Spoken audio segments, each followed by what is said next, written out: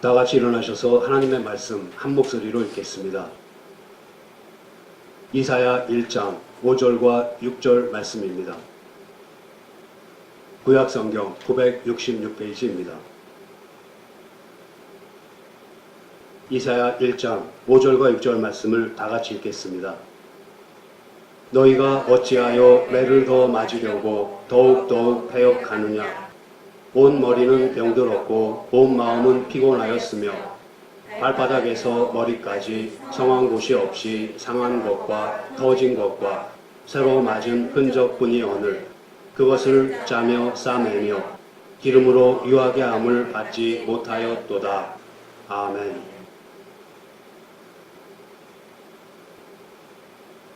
이사야 선지는 이사야서를 당시 유다 백성의 죄를 낱낱이 고발하는 것으로 시작했습니다.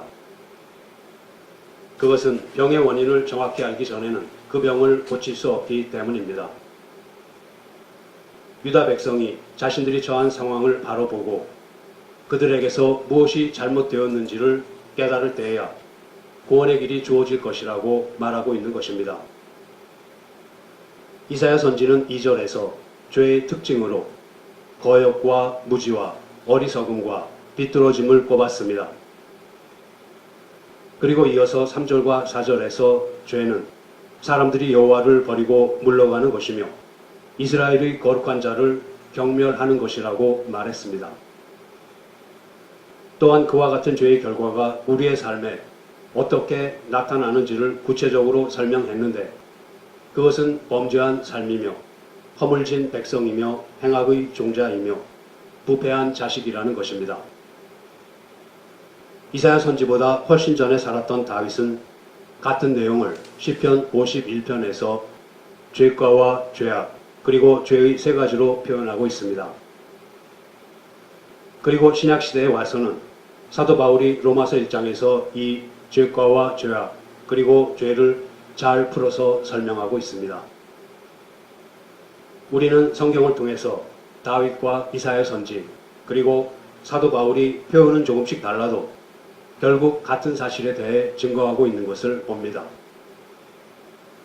더욱이 그 내용이 전혀 낯설지 않게 다가오는 것은 현재 우리 역시 타락 속에 무너져가고 있는 사회 속에서 살아가고 있기 때문입니다. 그러한 가운데 그리스도인들은 이 사태에 대해서 유난히도 침묵하고 있습니다. 아마도 대부분의 그리스도인들이 매주일 예배에 참석하고 최소한의 징교와 봉사와 구제를 하는 것으로 모든 것이 잘 되어 가고 있는 것이라고 애써 믿으려 하는 것 같습니다. 세상 사람들은 아직도 소정의 교육과 적당한 심리적 치료와 필요한 만큼의 시간이 주어진다면 이 세상에는 여전히 희망이 있다고 주장하고 있습니다. 이에 대해 이사야 선지는 신자와 자연인 모두 옳지 않다고 말하고 있습니다. 세상을 향한 하나님의 가르침은 세상이 가진 문제가 너무 깊고 심각해서 오직 전능하신 하나님 외에는 아무도 어떤 것도 그 문제를 해결할 수 없다는 사실입니다. 예수 그리스도께서 육신을 입고 이 세상에 오셔서 우리의 죄를 대속하시는 것 외에 다른 길이 없을 만큼 심각하다는 사실입니다.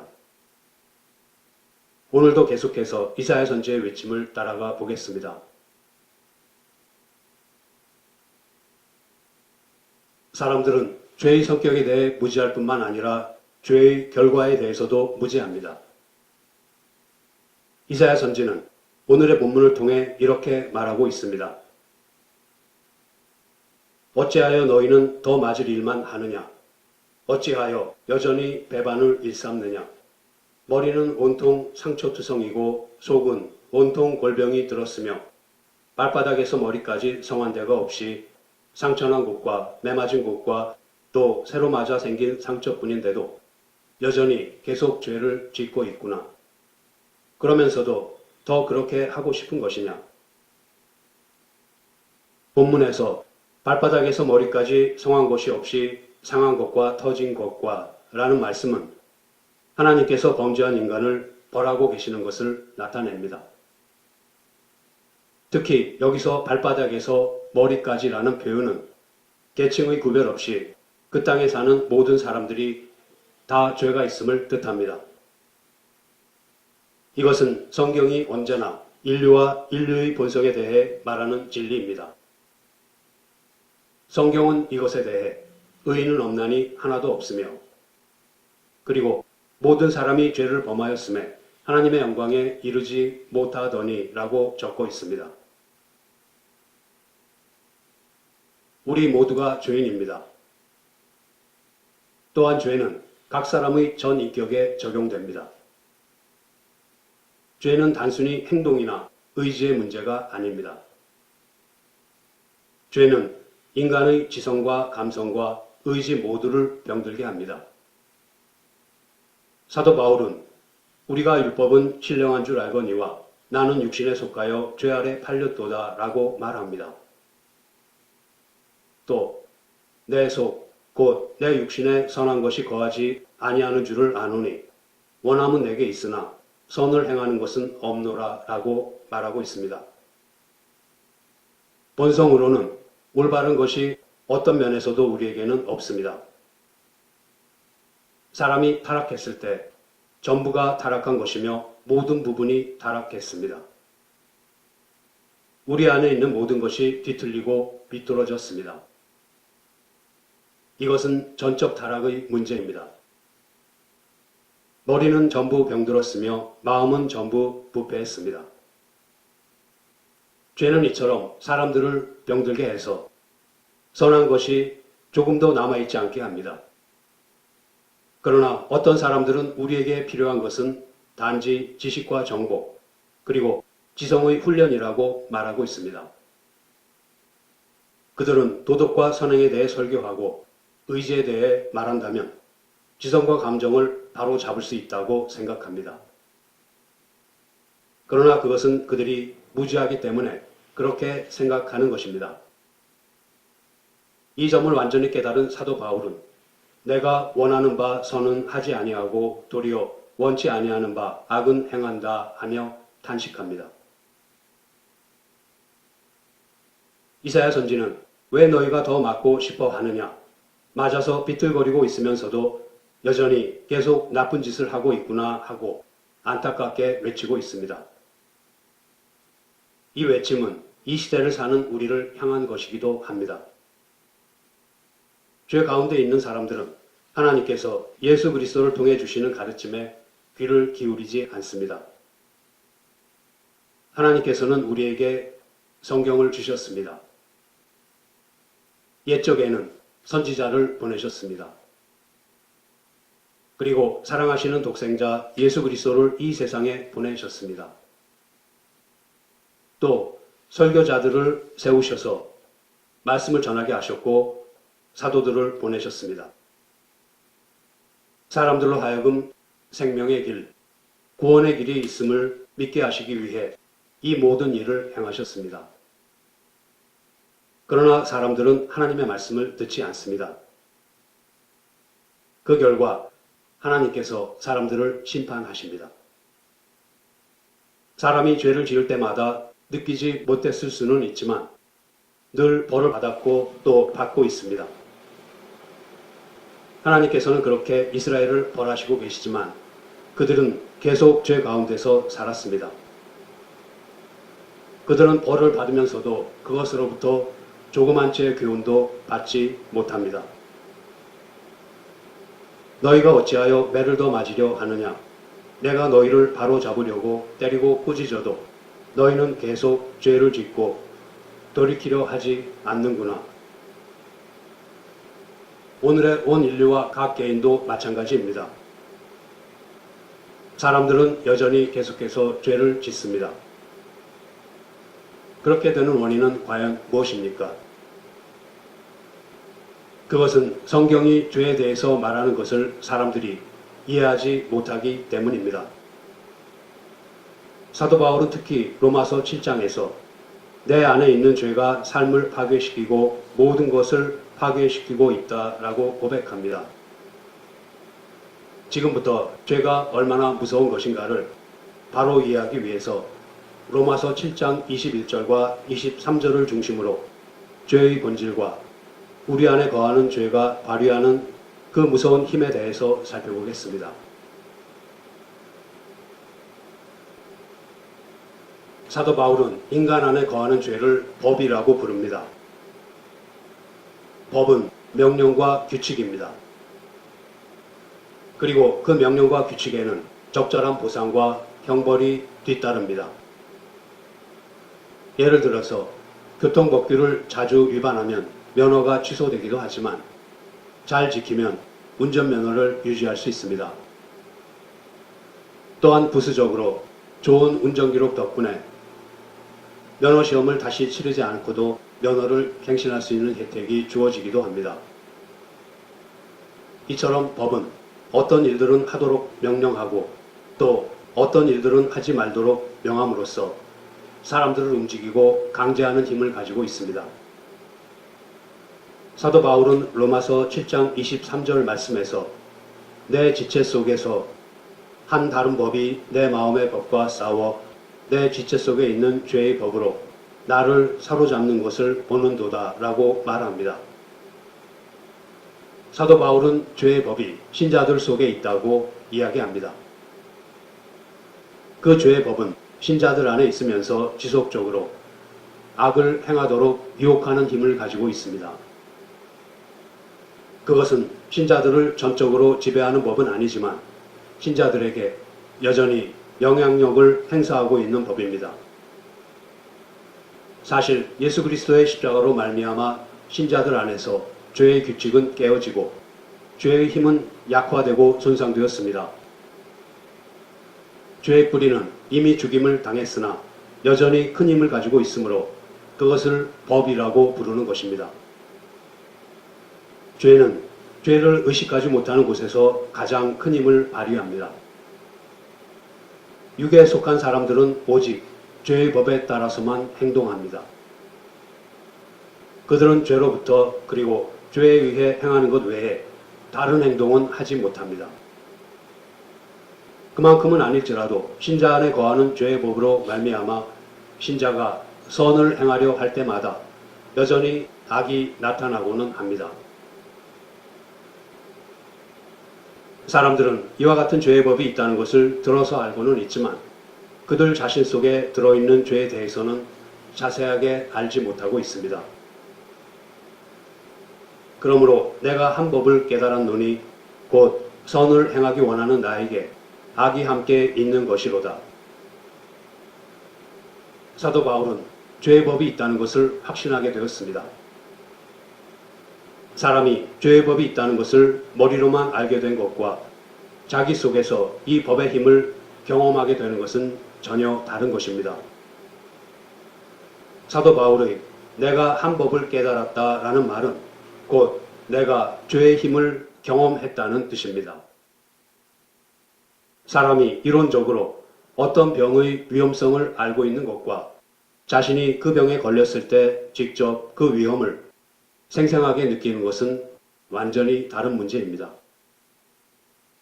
그와 같이 진리를 우리의 영혼에 간직하고 지켜나가게 만드는 것은 바로 이 실천에 따르는 경험입니다. 말씀을 듣는 것에서 그치지 않고 삶 속에서 들은 말씀대로 살아갈 때에 우리는 그 말씀에 대해 실제로 알게 되는 것입니다. 말씀을 통한 가르침을 실천하여 얻은 경험이 우리로 하여금 그 말씀을 계속 지키면서 살아가게 합니다. 그와 마찬가지로 신자들은 또한 자신들 안에 거하는 죄의 힘을 경험하게 됩니다. 신자들은 자신 속에서 죄를 발견하게 됩니다. 신자들은 죄를 하나님의 법으로 깨닫습니다. 죄의 힘을 발견하지 못하는 자들은 죄의 지배 아래 있다는 증거입니다. 죄와 싸우는 자들은 누구든 죄가 자기 안에서 발휘하는 힘을 느끼기 때문에 죄의 존재를 발견하게 됩니다. 죄가 이끄는 대로 움직이는 사람은 죄를 인식하지 못합니다. 그러나 죄와 맞서는 사람은 죄의 힘을 강하게 느낄 것입니다. 그렇지만 신자들은 죄의 법이 자기 안에 있음에도 불구하고 선을 행하기 원합니다. 그것은 선을 행하기 원하는 나에게 라는 표현에서 보듯이 신자에게는 선을 행하도록 이끄는 법이 존재하기 때문입니다.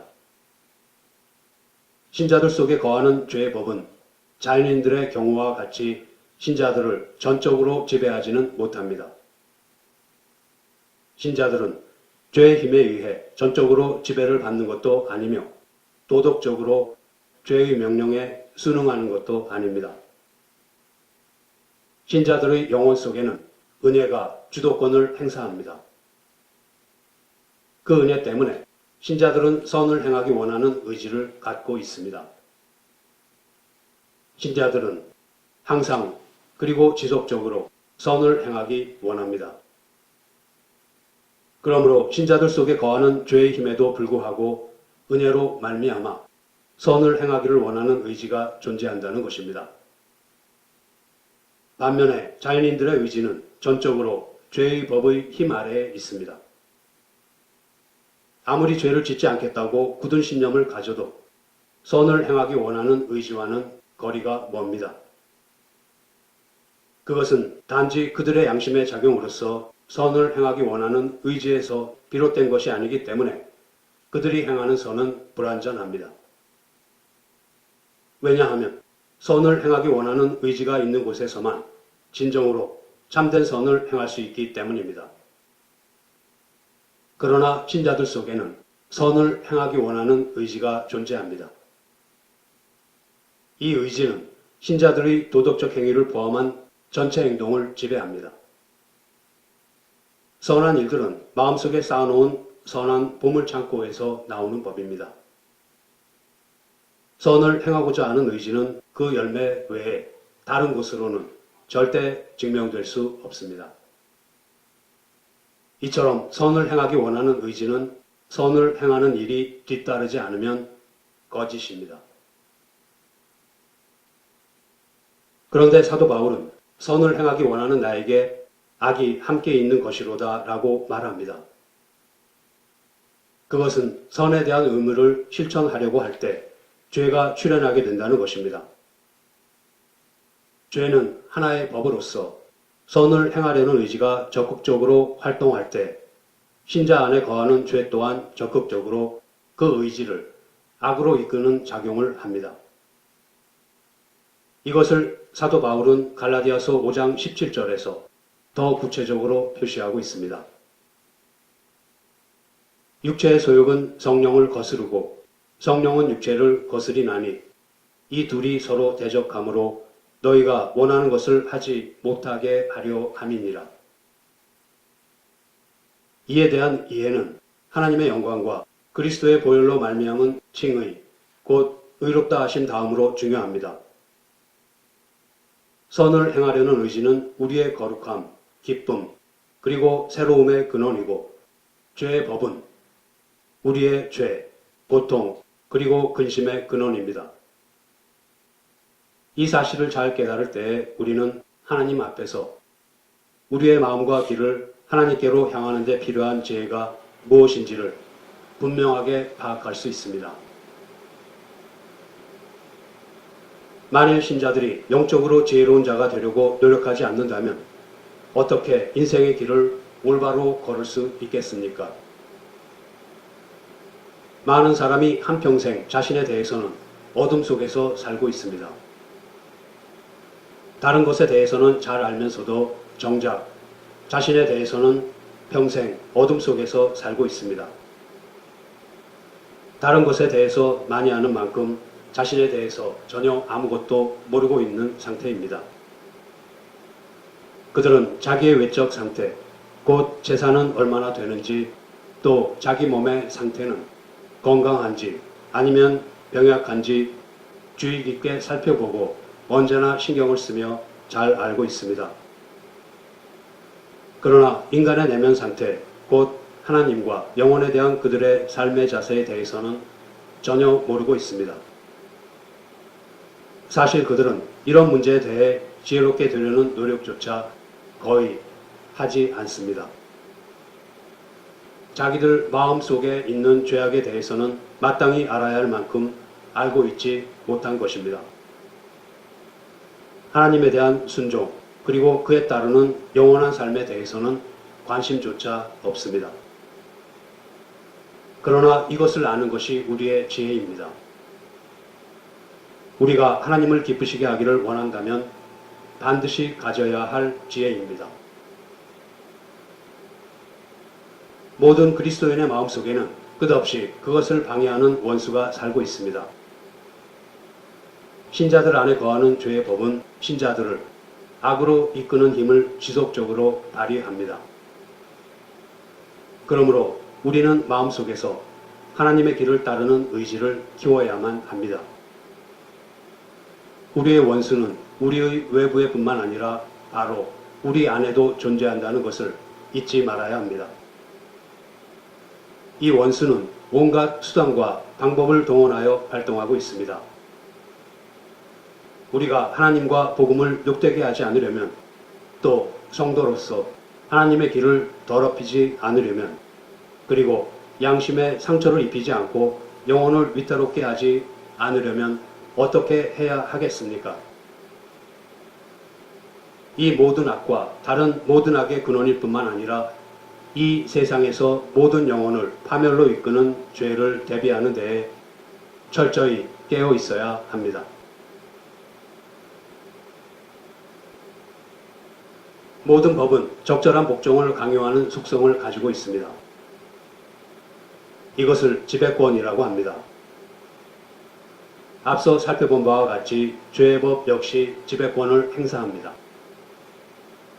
그러나 죄는 신자들에 대한 지배권을 완전히 상실했기 때문에 신자들에게 최대의 힘을 발휘하지는 못합니다. 그렇다고 하더라도 신자들 속에서도 여전히 죄는 법입니다. 죄는 신자들을 전적으로 지배하지는 못하지만 상당한 영향력을 행사하고 있습니다. 죄는 약해져도 그 본성은 결코 약해지지 않습니다. 죄는 여전히 법이고 그러기에 강한 효력을 가지고 있습니다.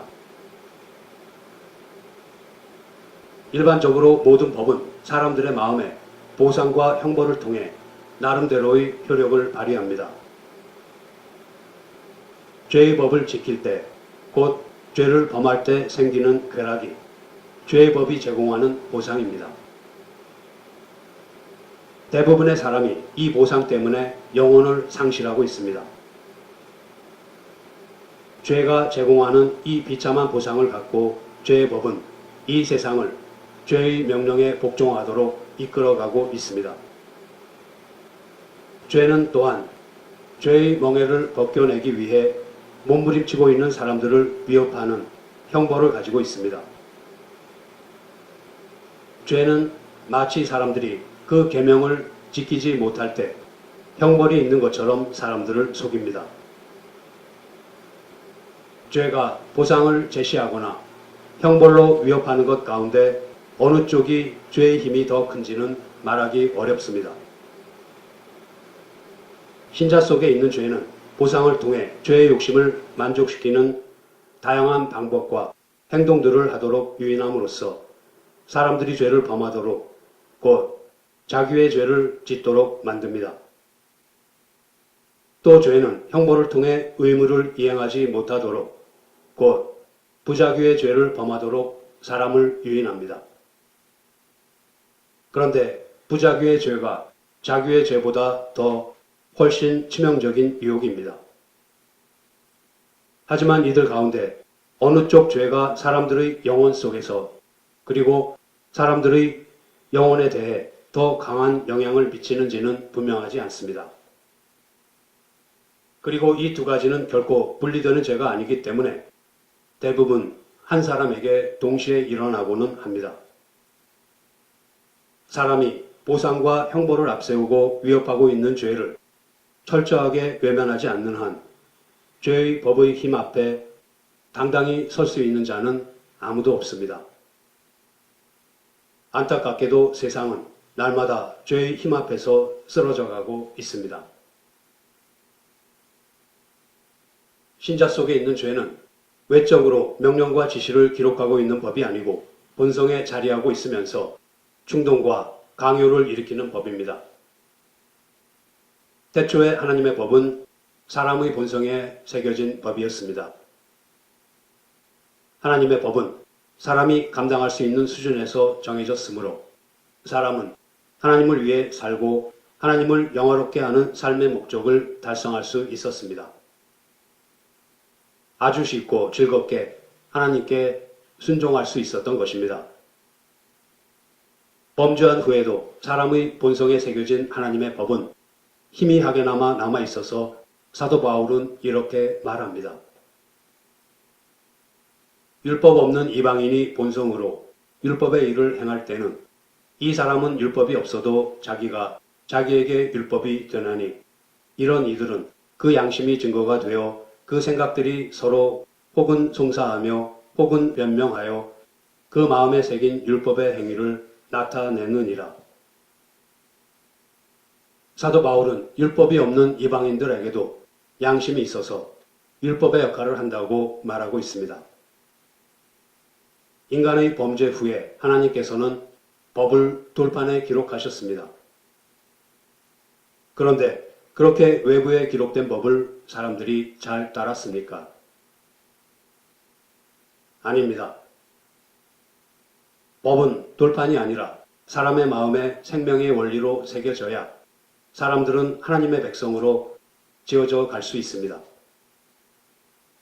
그렇기 때문에 하나님께서는 예레미야 31장에서 나 여호와가 말하노라.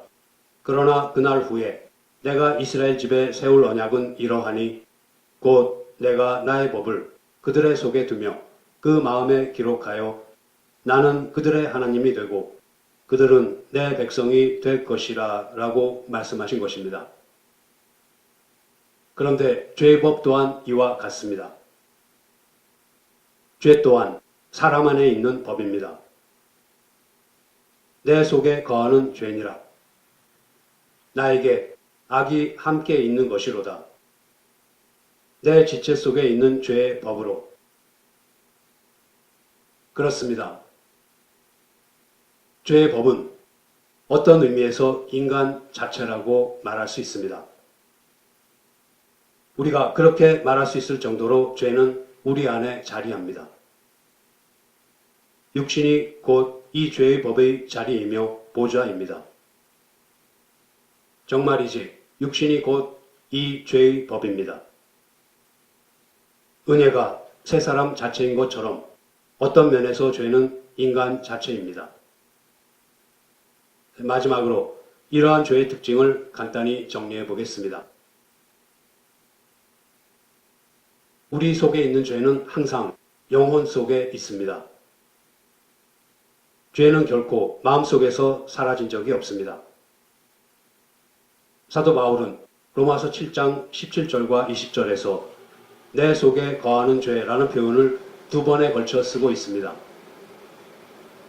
죄는 마음속에 일정한 거처와 주소를 가지고 있습니다.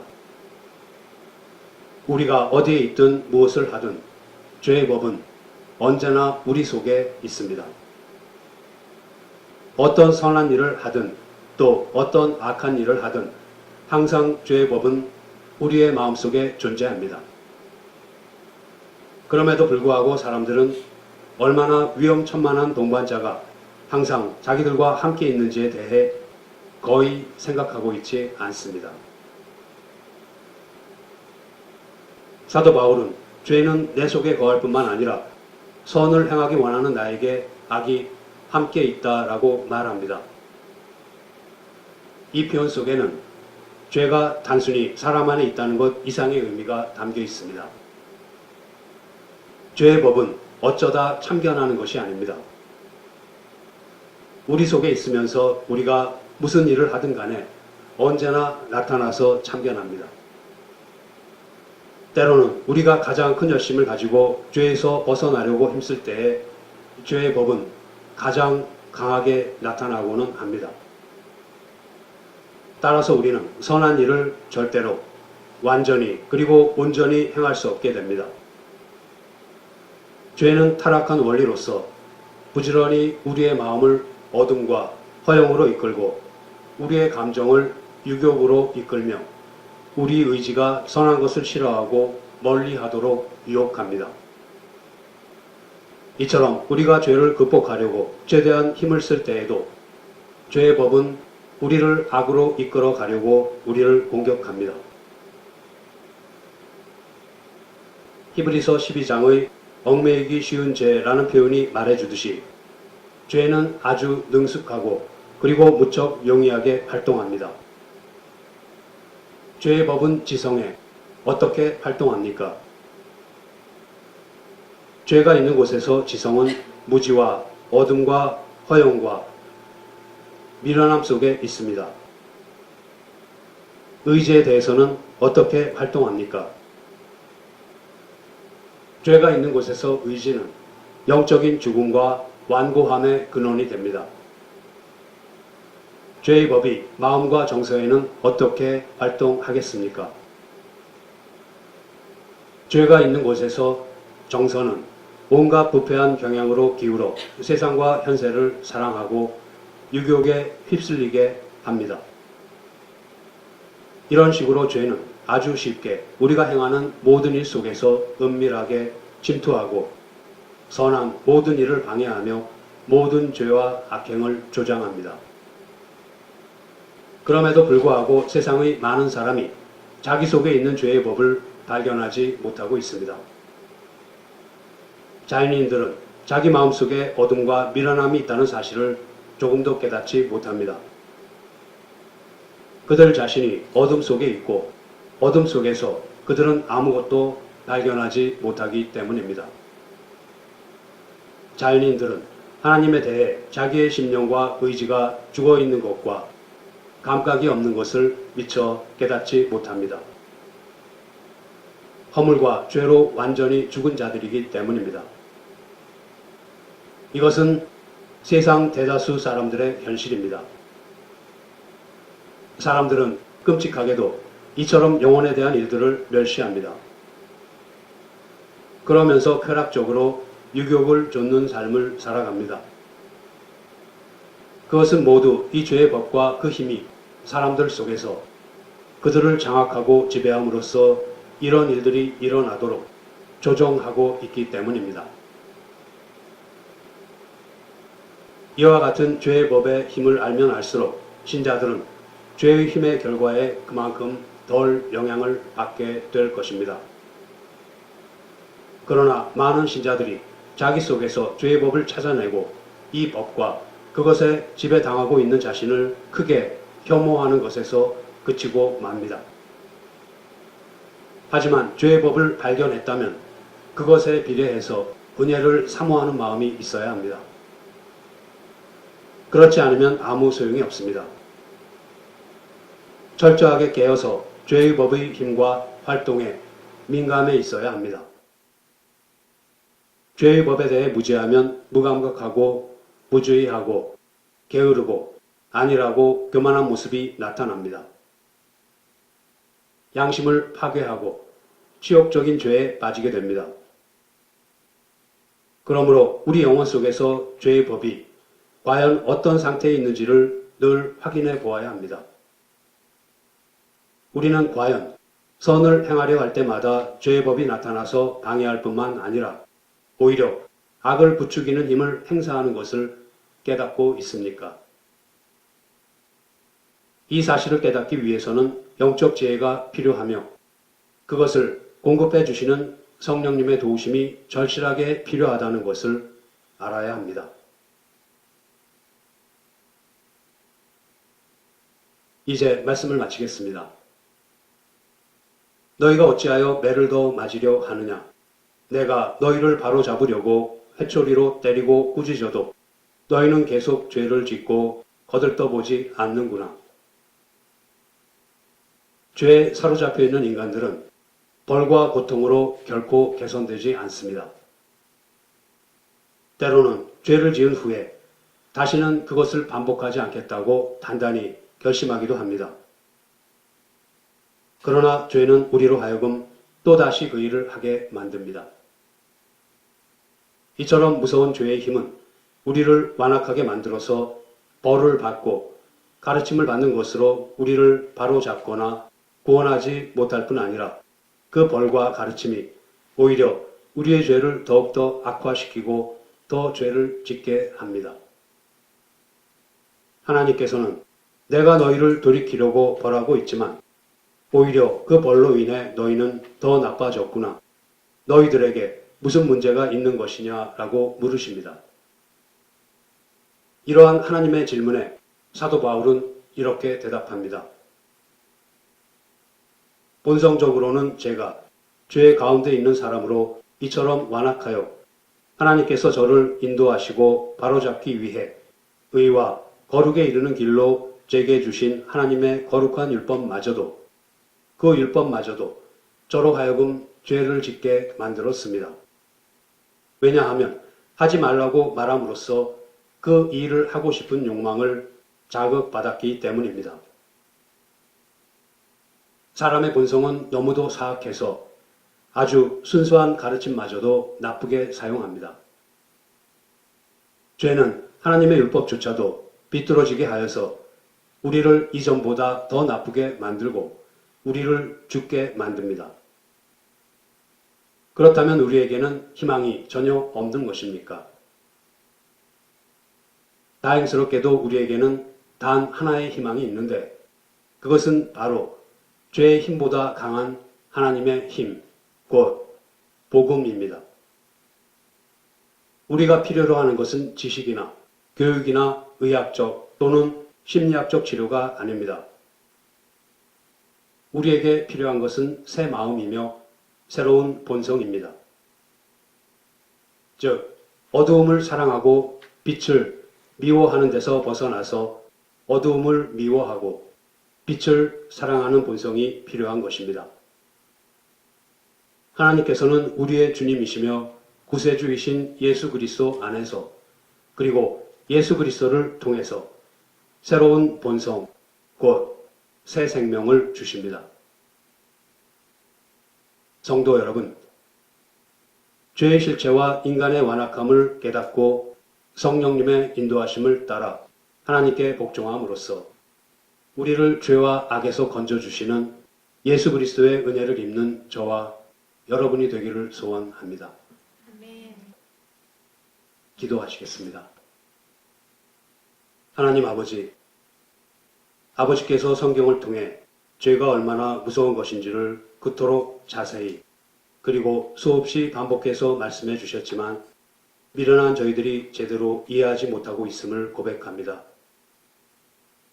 예수 그리스도께서 십자가에서 고난을 받으심으로써 죄는 죽임을 당하고 이미 그 힘을 잃었다는 것을 알고 있음에도 불구하고 선을 행하고자 하는 의지의 부족으로 죄의 지배 아래에서 삶을 파괴당하고 있는 저희들을 용서하여 주시옵소서. 이와 같은 저희들을 불쌍히 여기셔서 성령님의 도우심으로 저희 속에 있는 죄의 법을 깨달을 수 있는 지혜를 주시고 늘 깨어 있어서 죄의 유혹을 물리칠 수 있게 도와주시옵소서. 감사하게도 생명의 성령의 법을 저희들 안에 두셨으니 어두움을 미워하고 빛을 사랑하라고 주신 새 본성을 따라 새 생명 안에서 아버지의 자녀로서 부족함이 없이 자라갈 수 있기를 간절히 원합니다. 이제 주님께 더욱 순종하며 영원한 삶에 대한 소망을 키워가는 저희들이 되게 하여 주시옵소서. 우리 주 예수 그리스도의 이름으로 기도드립니다. 아멘.